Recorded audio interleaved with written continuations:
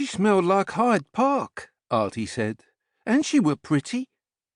Artie was the newest and youngest of the Wentworth Bank messengers, a dark-eyed imp of indeterminate years, with a curious affinity for soap and water. In Ned Wentworth's experience, cleanliness was an acquired habit for children consigned to London's streets.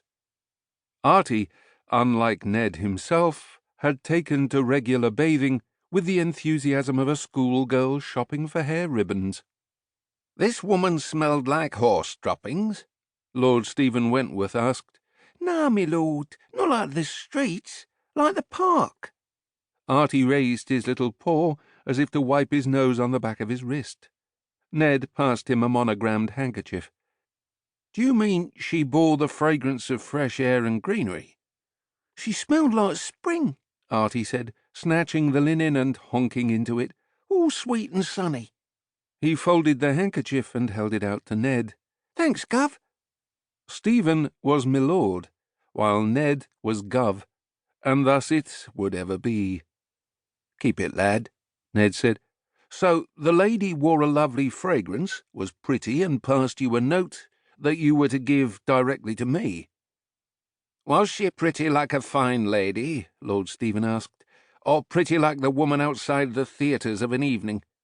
Artie looked affronted. "She weren't no whore. She got into a fancy coach, with crests on the doors and boot. Whores don't have crested carriages. She thanked me, and give me twopence for my trouble." To a child like Artie, the thanks would mean almost as much as the coin. "You've done well, Arthur," Ned said, "and my thanks for your discretion.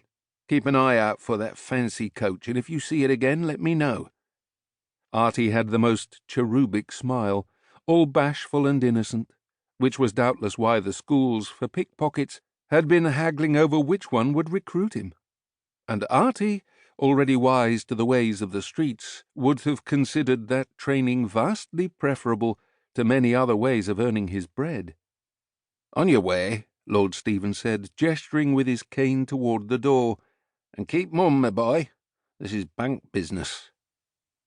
The lads took pride in protecting the bank's privacy, as had Ned when he'd been a boy with a bottomless belly and little ability to safeguard himself.